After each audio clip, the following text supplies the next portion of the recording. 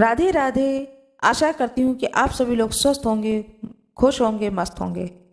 आज मैं आप लोगों को प्रदोष व्रत, शुक्र प्रदोष व्रत कथा सुनाने जा रही हूँ। कृपया पूरी कथा को सुनिएगा, जिससे कि कथा सुनने का पूर्ण फल आपको प्राप्त हो। आज मैं आप लोगों को शुक्र प्रदोष व्रत कथा सुनाने जा रही हूँ। शुक्र प्रदोष की विधि सोम प्रदोष व्रत की भांति ही होता है। इस दिन सफेद वस्तुओं से देवता की पूजा करनी चाहिए तथा ब्राह्मणों को सफेद भोजन, खीर आदि खिलाना चाहिए, जिससे कि शुक्र देवता प्रसन्न होते हैं एवं समस्त सुखों को प्रदान करते हैं, क्योंकि शुक्र भोगों एवं सुखों के स्वामी हैं। प्राचीन काल में कहीं पर 3 मित्र रहते थे। पहला कायस्थ था, दूसरा ब्राह्मण था और तीसरा वैश्य था। तीनों ही मित्रों का विवाह हो गया। पहले 2 मित्रों की पत्नियां घर पर भी आ गई थीं, किंतु तीसरे मित्र वैश्य का अभी गौना नहीं हुआ था, अतः उसकी पत्नी ससुराल में ही थी। एक दिन कायस्थ ने अपने वैश्य मित्र से कहा कि तुम अपनी पत्नी को क्यों नहीं लिवा लाते हो। अपने मित्र की बात को सुन करके वह अपनी पत्नी को लाने के लिए ससुराल जाने लगा, किंतु उसके घर वाले तथा ब्राह्मण मित्र ने कहा कि अभी शुक्र अस्त है, अतः अभी विदा कराने का शुभ मुहूर्त नहीं है। शुक्र के उदय होने पर ही विदा करा के ले आना। किंतु उसने किसी का कहना न माना और अपने ससुराल चला गया। दामाद को आया हुआ देखकर उनके ससुर ने आने का कारण पूछा। तब वैश्य ने कहा कि मैं अपनी पत्नी को विदा कराने आया हूँ। ससुराल वालों ने कहा कि अभी शुक्रास्त है, अतः विदा करना उचित नहीं है, किंतु वह उनकी बातों को नहीं माना। अंत में ससुराल वालों ने लाचार होकर अपनी पुत्री सहित उसे विदा कर दिया। रास्ते में घनघोर जंगल में रथ का पहिया टूट गया, जिससे रात को वहीं रुकना पड़ा और चोरों ने उनका समस्त धन लूट लिया। वह वैश्य को काफी चोटें भी पहुंचाई। इस प्रकार के अनेक संकटों को सहते हुए जब वह लोग अपने घर पहुंचे तो वहां पर घर में प्रवेश करते ही जहरीले सर्प ने उस वैश्य को डस लिया और उसके शरीर में जहर फैल गया। वैश्य की दशा देख करके उसकी नववधू विलाप करने लगी। इतने में उसका ब्राह्मण मित्र आ गया। उसने कहा कि मेरे मना करने पर भी कि अभी शुक्रास्त है, विदा कराना उचित नहीं है, किंतु किसी का कहना न मानकर इन्होंने विदा कराई है, इसी कारण इस प्रकार का दुख हुआ है। अतः पत्नी सहित वापस ससुराल जाए तथा शुक्रोदय होने पर आए तो निसंदेह इसके कष्ट दूर हो जाएंगे। ब्राह्मण मित्र की बात को सुन करके उस वैश्य की पत्नी अपने पति के साथ मायके वापस चली गई। वहां जाते ही वैश्य का जहर उतर गया, उसे होश आ गया। सभी लोग अत्यधिक प्रसन्न हुए। शुक्र का उदय हुआ, तब वह वैश्य अपनी पत्नी को विदा करा के अपने घर आया और आनंद पूर्वक रहने लगा। शुक्र अस्त में कोई मांगलिक कार्य नहीं करना चाहिए। इस कथा को पढ़ने या सुनने से समस्त पाप नष्ट हो जाते हैं और सभी लोगों को सुखों की प्राप्ति होती है। भगवान शंकर की जय हो, माता पार्वती की जय हो, भगवान गणेश की जय हो। जैसा कि हम सभी लोग जानते हैं कि प्रदोष व्रत भगवान शंकर को समर्पित होता है।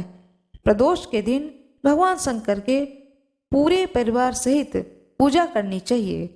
भगवान शंकर का अभिषेक 2 बार करें तो अति सुंदर रहता है। सुबह के समय में जब आप स्नान ध्यान कर लें, अपने घर के नित्य पूजा कर लें, उसके बाद में शिवालय जाएं और भगवान शंकर को अभिषेक करें। जल से, दूध से, दही से, घी से, शहद से, शक्कर से, जो जो चीज़ आपके पास हो उन सभी चीज़ों से भगवान शंकर को अभिषेक करें। फिर शुद्ध जल से अभिषेक कराएं। इसके बाद उनका श्रृंगार करें, फूल चढ़ाएं, चंदन चढ़ाएं और शमी पत्र चढ़ाएं, बेलपत्र चढ़ाएं, आक के फूल चढ़ाएं। इसके बाद में जो भी ऋतु फल होते हैं उसका भोग लगाएं और भगवान शंकर की प्रदोष व्रत कथा को सुबह भी सुने और शाम भी सुने, दोनों ही टाइम सुने तो और भी सुंदर रहता है। और यह मैंने सुबह का पूजा बताया आपको।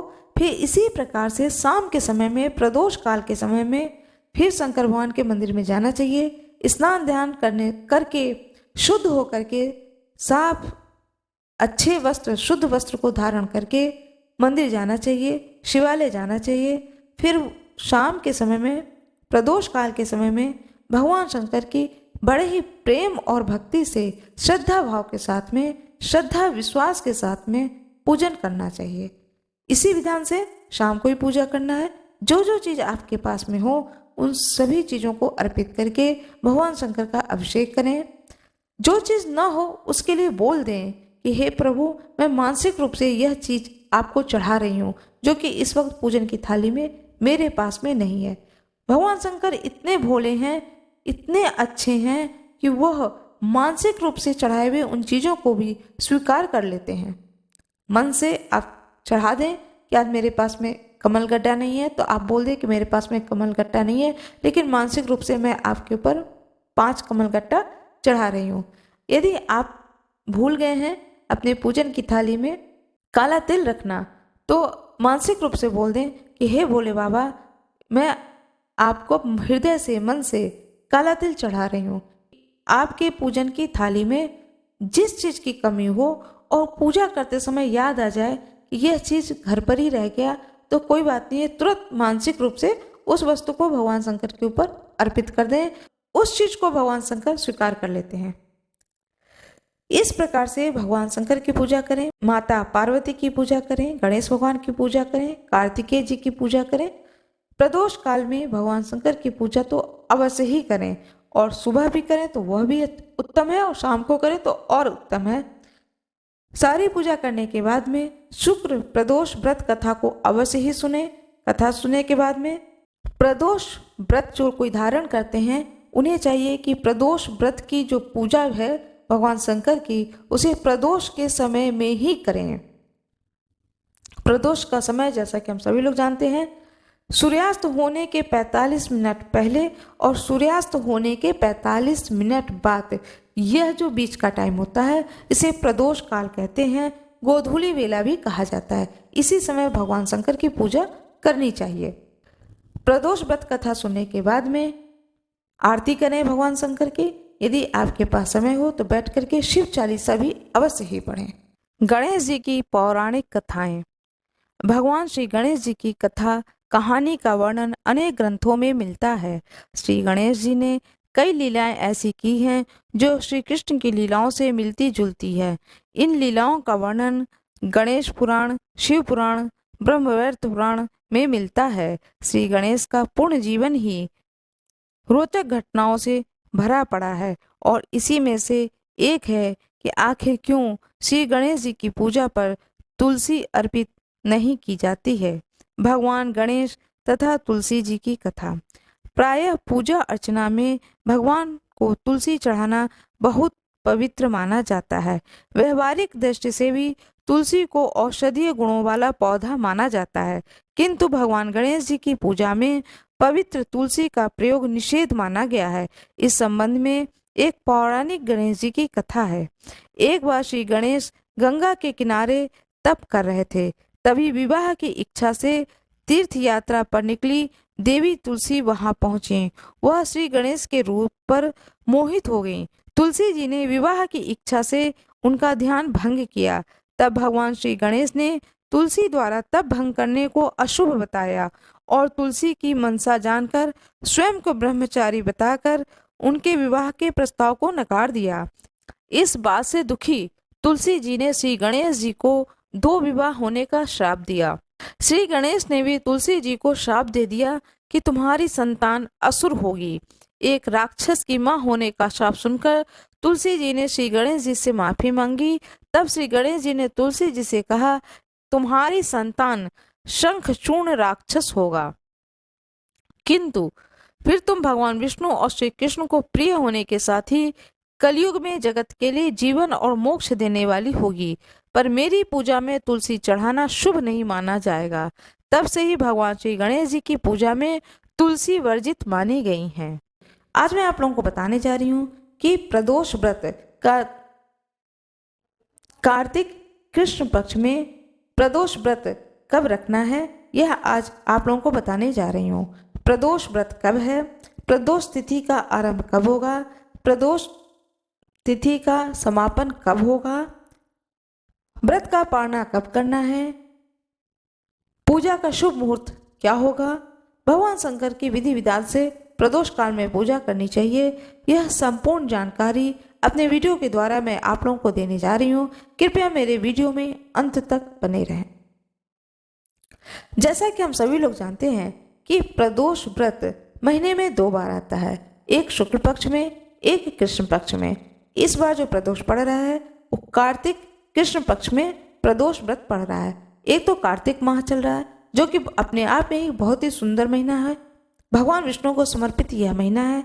पूरे महीने में गंगा जी के स्नान करें तो अति सुंदर होता है, अत्यंत ही उत्तम होता है। कहा जाता है कि कार्तिक माह में जो कोई भी सूर्योदय से पहले तारा देखते हुए स्नान करता है तो भगवान विष्णु उस पर अत्यंत ही प्रसन्न होते हैं, वो कार्तिक स्नान कहलाता है। और माँ गंगा तो भगवान शंकर की जटा में निवास करती हैं, तो यह व्रत और भी उत्तम और सुंदर हो जाता है। प्रदोष व्रत भगवान शंकर को अर्पित यह प्रदोष व्रत कार्तिक माह में पड़ने वाला शुभ फलदायक व्रत है। सारे पापों को नष्ट करने वाला, मनोवांछित फल को देने वाला यह प्रदोष व्रत कार्तिक माह के कृष्ण पक्ष में जो कि पड़ने जा रहा है, और इसी दिन ही धनतेरस का त्यौहार मनाया जाएगा। प्रदोष व्रत भी इसी दिन रहेगा। यम का दीपदान जो कि रात्रि के समय में करना है वह भी इसी दिन होगा। 10 नवंबर 2023 दिन शुक्रवार को प्रदोष व्रत किया जाएगा। प्रदोष व्रत का जो द्वादशी तिथि है वह एक दिन पहले गुरुवार को 10:44 से आरंभ हो जाएगा और समापन होगा शुक्रवार को 12:38 दिन में। शाम के समय में त्रयोदशी तिथि ही मिलेगी जो कि प्रदोष काल होता है, और पूजा जो की जाती है प्रदोष काल में भगवान शंकर को वह त्रयोदशी तिथि में ही करनी चाहिए।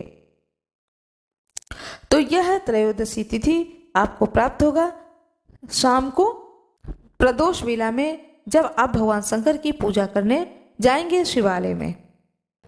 प्रदोष व्रत का पारणा है दिन शनिवार को प्रातः सूर्योदय से लेकर के, सूर्योदय होगा 6:13 से। जब सूर्योदय हो जाए आप स्नान ध्यान कर लें, नित्य की अपने घर में पूजा कर लें, भगवान सूर्य को अर्घ दे लें। इसके बाद में 8 बजे के अंदर में अपने इस व्रत का पारणा अवश्य ही कर लें।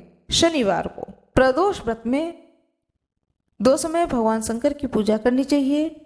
एक प्रातः काल में जितनी जल्दी हो सके ब्रह्म मुहूर्त में उठ करके स्नान ध्यान करके भगवान सूर्य को अर्घ दें, तुलसी माता को जल अवश्य दें क्योंकि कार्तिक माह चल रहा है। इसके बाद में घर में अपने जो शिवालय है उसमें जैसे नित्य आप पूजा करते हैं नित्य पूजा करें। उसके बाद शिवालय में जा करके भगवान शंकर का यथा विधि विधान से पूजा करें। पूजन करने के बाद में कथा को भी सुन पाए तो सुबह भी सुने, कथा सुने, शिव चालीसा पढ़ें जो कि मैंने अपने वीडियो में बताया हुआ है, वह आप अवश्य ही सुने। साथ में शंकर भगवान की आरती करें और स्तुति करें। स्तुति में नमामि श्मीशान यह स्तुति करें। लिंगा अष्टकम जो स्तुति है इस स्तुति को भी करें। स्तुति सुनने से भगवान शंकर अत्यंत ही प्रसन्न होते हैं, इसलिए भगवान शंकर की स्तुति अवश्य ही करें।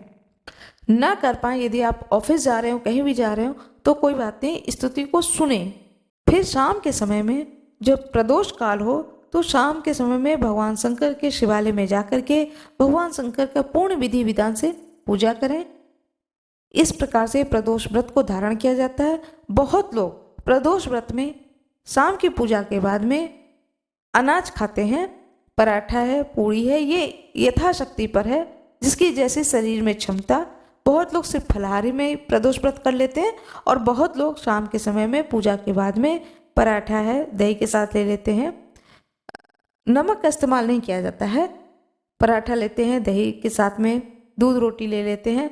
जिनके शरीर में जितनी शक्ति होती है उस अनुसार प्रदोष व्रत में खा लिया जाता है, इसमें कोई मनाही नहीं है, खाया जा सकता है। इस तरह से व्रत को किया जाता है। दूसरे दिन सुबह स्नान ध्यान करके जो पारणा का समय है उस समय पारणा की जाती है। मेरा ये वीडियो आपको अच्छी लगी हो तो कृपया वीडियो को लाइक जरूर कर दीजिएगा। चैनल को सब्सक्राइब करिएगा, बेल आइकन जरूर दबा दीजिएगा। धन्यवाद।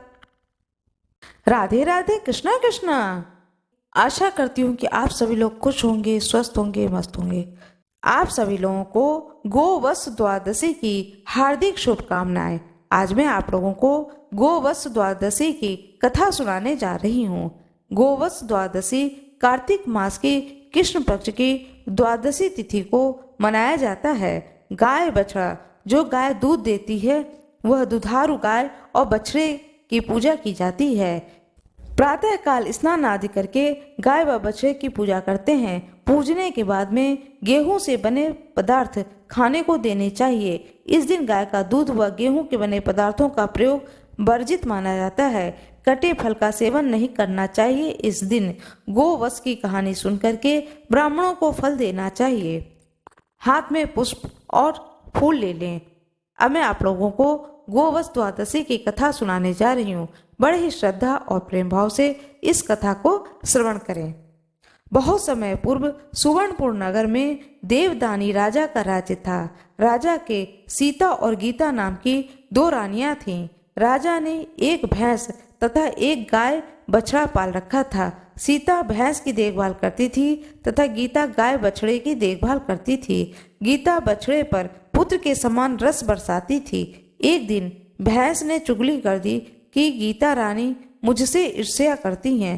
यह सुनकर के सीता ने गाय के बच्चे को मारकर गेहूं के ढेर में छुपा दिया। राजा जब भोजन करने के लिए बैठे तब मांस की वर्षा होने लगी।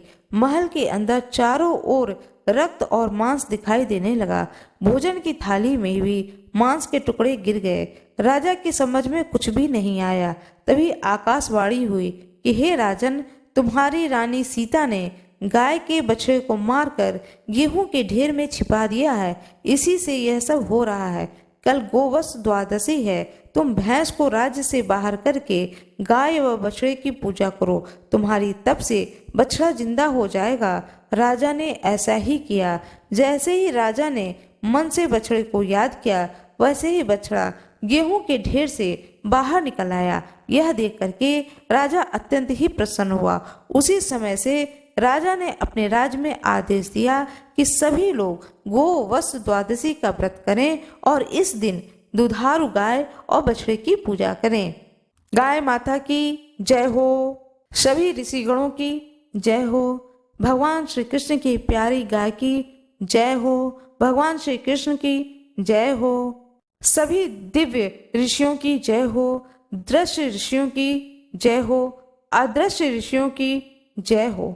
मेरा ये वीडियो कैसा लगा कृपया कमेंट बॉक्स में ज़रूर बताएं। वीडियो को लाइक ज़रूर कर दें। कमेंट बॉक्स में जय गाय माता अवश्य ही लिख दें। आज मैं आप लोगों को अन्नकूट गोवर्धन पूजा की कथा सुनाने जा रही हूँ। आप अपने हाथ में पुष्प और चावल ले लें। आप सभी लोगों को अन्नकूट गोवर्धन पूजा की हार्दिक शुभकामनाएं। भगवान श्री कृष्ण को प्रसन्न करने तथा गोवंश की रक्षा के लिए यह अन्नकूट या गोवर्धन की पूजा की जाती है। हमारे कृषि प्रधान देश में गोवर्धन पूजा जैसे प्रेरणाप्रद पर्व की अत्यंत आवश्यकता है। इसके पीछे एक महान संदेश है। गौ यानी पृथ्वी और गाय दोनों की उन्नति तथा विकास की ओर ध्यान देना, उनके संवर्धन के लिए सदा प्रयत्नशील होना, यह भाव छिपा रहता है। अन्नकूट का महोत्सव भी गोवर्धन पूजा के दिन कार्तिक शुक्ल पक्ष प्रतिपदा को ही मनाया जाता है। यह ब्रजवासियों का मुख्य त्योहार है। अन्नकूट या गोवर्धन पूजा का पर्व यूं तो अति प्राचीन काल से मनाया जा रहा है, लेकिन यह आज भी मनाया जाता है। वह भगवान श्री कृष्ण के द्वारा इस धरा पर अवतरित होने के बाद में द्वापर युग से आज तक यह परंपरा चली आ रही है और इस त्योहार को मनाया जाता है। उस समय जहां वर्षा के देवता इंद्र की ही उस दिन पूजा की जाती है, वहीं अब गोवर्धन पूजा भी प्रचलन में आ गई है। आइए आप लोगों को मैं कथा सुनाती हूँ, पौराणिक कथा।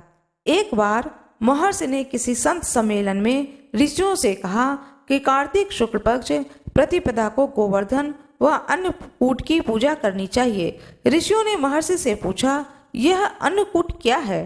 गोवर्धन कौन है? इनकी पूजा क्यों तथा कैसी करनी चाहिए, इसका क्या फल होता है, इन सब का विस्तार से कह करके कृतार्थ करें। महर्षि बोले, एक समय की बात है, भगवान श्री कृष्ण अपने सखाओं गोप ग्वालों के साथ में गाय चराते हुए गोवर्धन पर्वत की तराई में जा पहुंचे। वहां पहुंचकर उन्होंने देखा कि हजारों गोपियां गोवर्धन पर्वत के पास 56 प्रकार के व्यंजन रखकर बड़े उत्साह के साथ नाच गा करके उत्सव मना रही थी। श्री कृष्ण भगवान भी इस उत्सव का प्रयोजन पूछा तो गोपियां ने कहा कि आज तो घर घर में उत्सव होगा, क्योंकि वृतासुर को मारने वाले मेघ व देवों के स्वामी इंद्र का पूजन होगा। यदि पूजन से वे प्रसन्न हो जाएं, तो ब्रज में वर्षा होती है, जिससे अन्न पैदा होते हैं तथा ब्रजवासियों का भरण पोषण होता है। तब भगवान श्री कृष्ण बोले, यदि देवता प्रत्यक्ष आकर भोग लगाएं, तब तो तुम्हें यह उत्सव जरूर करना चाहिए। इतना सुनकर के गोपियां कहने लगीं कि देवराज इंद्र का इस प्रकार निंदा नहीं करनी चाहिए। यह तो इंद्रोज नामक यज्ञ है, इसी के प्रभाव से अतिवृष्टि तथा अनावृष्टि नहीं होती है। भगवान श्री कृष्ण बोले, इंद्र में क्या शक्ति है, उससे अधिक शक्तिशाली तो हमारा गोवर्धन पर्वत है, इसी के कारण वर्षा होती है। हमें इंद्र से भी बलवान गोवर्धन की पूजा करनी चाहिए। काफी वाद विवाद के बाद श्री कृष्ण की बात मानी गई तथा ब्रज में इंद्र की पूजा के स्थान पर गोवर्धन की पूजा शुरू हो गई। सभी गोप ग्वाले अपने अपने घरों से पकवान ला ला करके गोवर्धन की तराई में जाकर श्री कृष्ण भगवान की बताई हुई विधि से पूजन करने लगे। उधर श्री कृष्ण ने अपने आदि दैविक रूप से पर्वत में प्रवेश करके ब्रजवासियों द्वारा दिए गए सभी पदार्थों को खा लिया तथा उन सबको आशीर्वाद दिया। सभी गोपाल अपने यज्ञ को सफल जान करके बड़े ही प्रसन्न हुए। इधर नारद मुनि इंद्रोज यज्ञ से ब्रज को गांव में आए तो इंद्रोज यज्ञ के स्थगित होने तथा गोवर्धन पूजा का समाचार मिला। इतना सुनते ही नारद जी इंद्रलोक पहुंच गए तथा उदास होकर देवराज इंद्र से बोले, हे देवराज, गोकुल के निवासी गोपों ने इंद्रोज बंद करके आपसे बलवान गोवर्धन की पूजा शुरू कर दी है। आज से यज्ञों आदि में उसका भाग तो हो ही गया है। यह भी हो सकता है कि किसी दिन कृष्ण की प्रेरणा से वे तुम्हारे राज्य पर आक्रमण करके इंद्र का सिंहासन भी ले लेंगे। नारद जी तो अपना काम करके चले गए। इंद्र जी को बड़ा ही क्रोध आया और क्रोध में इंद्र जो है वह लाल पीले हो गए और अधीर होकर के उन्होंने मेघों को आज्ञा दी कि वे गोकुल में जाकर प्रलय का सा दृश्य उत्पन्न कर दे। मेघ ब्रज भूमि पर जाकर के मूसलाधार बरसने लगे। इससे भयभीत होकर सभी गोप ग्वाले कृष्ण के शरण में गए और रक्षा की प्रार्थना करने लगे। गोप गोपियों की करुण पुकार सुन करके भगवान श्री कृष्ण बोले, तुम सब गोवर्धन पर्वत की शरण में चलो, वह सबकी रक्षा करेंगे। सब गोप ग्वाले पशु धन सहित गोवर्धन की तराई में आ गए। श्री कृष्ण भगवान ने गोवर्धन को अपनी कनिष्ठिका उंगली पर उठा करके छाता सा तान दिया। गोप ग्वाले 7 दिन तक उसी की छाया में रहकर अतिवृष्टि से बच गए। सुदर्शन चक्र के प्रभाव से ब्रजवासियों पर एक बूंद भी जल नहीं पड़ा। यह चमत्कार देख करके ब्रह्मा जी द्वारा श्री कृष्ण की बात जानकर इंद्रदेव अपनी मूर्खता पर पश्चाताप करते हुए भगवान श्री कृष्ण से क्षमा याचना करने लगे। श्री कृष्ण भगवान ने 7वें दिन गोवर्धन पर्वत को नीचे रखा और ब्रजवासियों को कहा कि अब तुम प्रतिवर्ष गोवर्धन पूजा कर अन्नकूट का पर्व मनाया करो। तभी से यह पर्व के रूप में प्रचलित हो गया।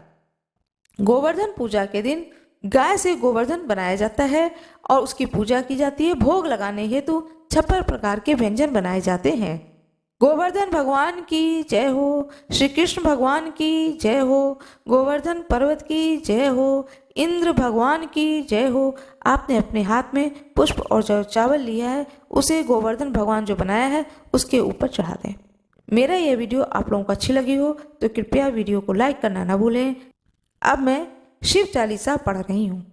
जय गणेश गिरिजा सुवन मंगल मूल सुजान, कहत अयोध्या दास तुम देव अभय वरदान। जय गिरिजापति दीन दयाला, सदा करत संतन प्रतिपाला। भाल चंद्रमा सोहतनी को, कानन कुंडल नागफनी के। अंग गौर सिर गंग बहाए, मुंड माल तन छार लगाए। वस्त्र खान बागंबर सोहे, छवि को देख नाग मुनि मोहे। महना मातु कहवे दुलारी, वाम अंग सोहत छवि न्यारी। करत शूल सोहत छवि भारी, करत सदा शत्रुन क्षयकारी। नंदी गणेश सोहे तह कैसे, सागर मध्य कमल हैं जैसे। कार्तिक श्याम और गण राऊं, या छवि को कहीं जात न काऊं। देवन जमहि जाय पुकारा, तमहि दुख प्रभु आप निवारा। क्या उपद्रव तारक भारी, देवन सब मिली तुम्हें जुहारी। तुरत शरानन आप पठायऊं, लव निमेश में मारे गिरायूं। आप जलंधर असुर संहारा, श्रेयस तुम्हार विदित संसारा। त्रिपुरासुर सन युद्ध मचाई, तभी कृपा करी लीन बचाई। किया तपहि भागीरथ भारी, पूरब प्रतिज्ञा तासु पुरारी। दाहिन मह तुम हम कोई नाही, सेवक स्तुति करत सदाही। वेद माहि महिमा तुम गाई, अकथ अनादि भेद नहीं पाई। प्रकट उदति मंथन में ज्वाला, जत सुरासुर भय विहाला। केंदे तह करो सहाई, नीलकंठ तब नाम कढ़ाई। पूजन रामचंद्र जब कीन्हा, जीत के लंग विभीषण दीना। सहस्त्र कमल में हो रहे धारी, कीन परीक्षा तबहि पुरारी। एक कमल प्रभु राख्यो सोई, कमल नयन पूजन जह सोई। कठिन भक्ति देखे प्रभु शंकर, भय प्रसन्न दिए इच्छित वर। जय जय जय अनंत अविनाशी, करत कृपा सबके घटवासी। दुष्ट सकल नित मोहि सतावे, भ्रमत रहो मोहि चैन न आवे। त्राहि त्राहि मैं नाथ पुकारो, यह अवसर मोहि आन उबारो। लहत शूल शत्रुन को मारो, संकट ते मोहि आन उबारो। मात पिता भ्राता सब होई, संकट में पूछत नहीं कोई। स्वामी एक है आस तुम्हारी, आए हरऊ मम संकट भारी। धन निर्धन को दे सदा ही, जो कोई साचे सो फल पाए। स्तुति के विधि करो तुम्हारी, क्षमो नाथ अब चूक हमारी। शंकर हो संकट के नाशन, विघ्न विनाशक मंगल कारण। योगी यति मुनि ध्यान लगावे, नारद सारद शीस नवावे। नमो नमो जय नमः शिवाय, सुर ब्रह्मादिक पार न पाए। जो यह पाठ करे मन लाई, तापर होत हैं शंभु सहाय। ऋणनिया को हो अधिकारी, पाठ करें सो पावन हारी। पुत्र होने की इच्छा कोई, निश्चय शिव प्रसाद सोई सोई। पंडित त्रयोदशी को लावे, ध्यान पूर्वक होम करावे। त्रयोदशी व्रत करे हमेशा, तन नहीं ताके रहे कलेसा। धूप दीप नैवेद्य चढ़ावे, शंकर सम्मुख पाठ सुनावे। जन्म जन्म के पाप नसावे, अंत धाम शिवपुर में पावे। कहत अयोध्या दास तुम्हारी, जानी सकल दुखों हरऊं हमारी। नित नेम उठि प्रातः ही, पाठ करो 40। तुम मेरी मनोकामना पूर्ण करो जगदीश। मंग सिर छठी हेमंत ऋतु, संबत 64 जान। स्तुति 40 से वही, पूर्ण किन कल्याण। भगवान शंकर की जय हो, माता पार्वती की जय हो, भगवान गणेश की जय हो। भगवान शंकर की आरती करें प्रेम पूर्वक। जय शिव ओमकारा, बाबा जय शिव ओमकारा।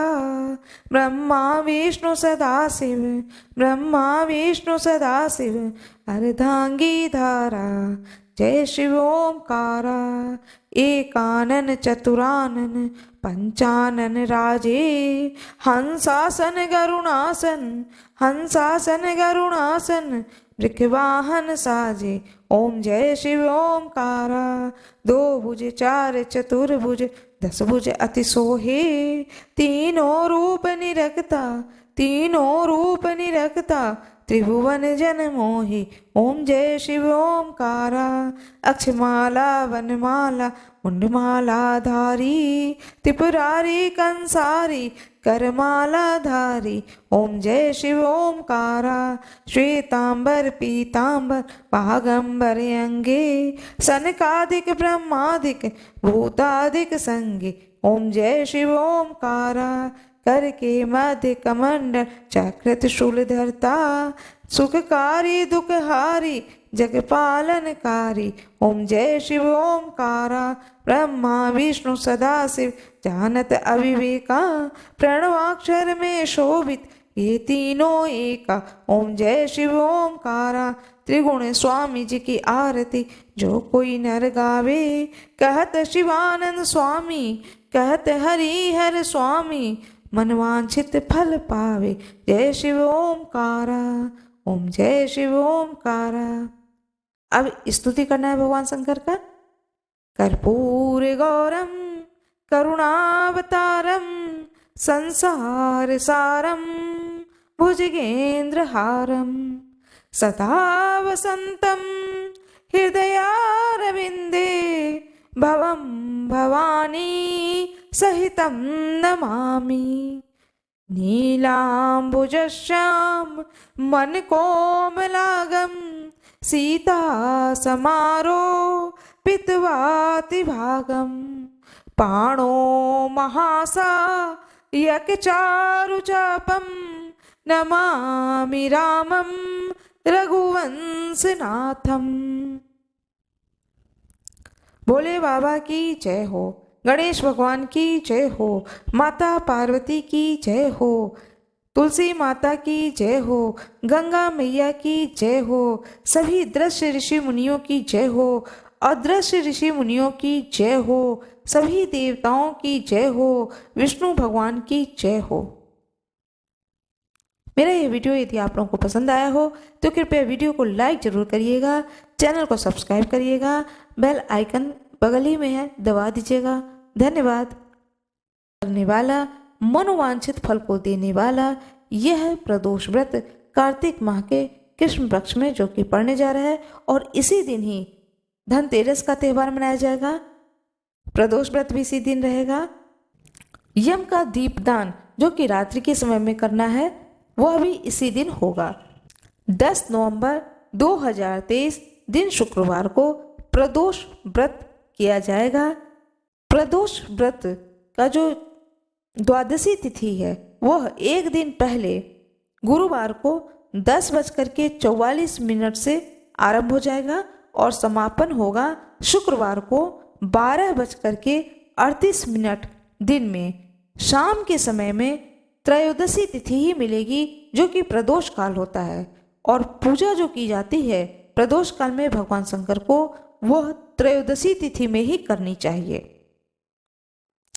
तो यह त्रयोदशी तिथि आपको प्राप्त होगा शाम को प्रदोष वेला में जब आप भगवान शंकर की पूजा करने जाएंगे शिवालय में। प्रदोष व्रत का पारना है दिन शनिवार को प्रातः सूर्योदय से लेकर के सूर्योदय होगा 6:13 से। जब सूर्योदय हो जाए आप स्नान ध्यान कर लें, नित्य की अपने घर में पूजा कर लें, भगवान सूर्य को अर्घ दे लें। इसके बाद में 8 बजे के अंदर में अपने इस व्रत का पारना अवश्य ही कर लें। शनिवार को प्रदोष व्रत में 2 समय भगवान शंकर की पूजा करनी चाहिए। एक प्रातः काल में जितनी जल्दी हो सके ब्रह्म मुहूर्त में उठ करके स्नान ध्यान करके भगवान सूर्य को अर्घ दें, तुलसी माता को जल अवश्य दें क्योंकि कार्तिक माह चल रहा है। इसके बाद में घर में अपने जो शिवालय है उसमें जैसे नित्य आप पूजा करते हैं नित्य पूजा करें। उसके बाद शिवालय में जा करके भगवान शंकर का यथा विधि विधान से पूजा करें। पूजन करने के बाद में कथा को भी सुन पाए तो सुबह भी सुने, कथा सुने, शिव चालीसा पढ़ें जो कि मैंने अपने वीडियो में बताया हुआ है वह आप अवश्य ही सुने। साथ में शंकर भगवान की आरती करें और स्तुति करें। स्तुति में नमामि श्मीशान यह स्तुति करें। लिंगा अष्टकम जो स्तुति है इस स्तुति को भी करें। स्तुति सुनने से भगवान शंकर अत्यंत ही प्रसन्न होते हैं, इसलिए भगवान शंकर की स्तुति अवश्य ही करें। ना कर पाए यदि आप ऑफिस जा रहे हो कहीं भी जा रहे हो तो कोई बात नहीं, स्तुति को सुने। फिर शाम के समय में जब प्रदोष काल हो तो शाम के समय में भगवान शंकर के शिवालय में जाकर के भगवान शंकर का पूर्ण विधि विधान से पूजा करें। इस प्रकार से प्रदोष व्रत को धारण किया जाता है। बहुत लोग प्रदोष व्रत में शाम की पूजा के बाद में अनाज खाते हैं, पराठा है, पूड़ी है, ये यथाशक्ति पर है जिसकी जैसे शरीर में क्षमता। बहुत लोग सिर्फ फलाहारी में प्रदोष व्रत कर लेते हैं और बहुत लोग शाम के समय में पूजा के बाद में पराठा है दही के साथ ले लेते हैं। नमक का इस्तेमाल नहीं किया जाता है, पराठा लेते हैं, दही के साथ में दूध रोटी ले लेते हैं। जिनके शरीर में जितनी शक्ति होती है उस अनुसार प्रदोष व्रत में खा लिया जाता है। इसमें कोई मनाही नहीं है, खाया जा सकता है। इस तरह से व्रत को किया जाता है। दूसरे दिन सुबह स्नान ध्यान करके जो पारना का समय है उस समय पारना की जाती है। मेरा ये वीडियो आपको अच्छी लगी हो तो कृपया वीडियो को लाइक जरूर कर दीजिएगा, चैनल को सब्सक्राइब करिएगा, बेल आइकन जरूर दबा दीजिएगा। धन्यवाद।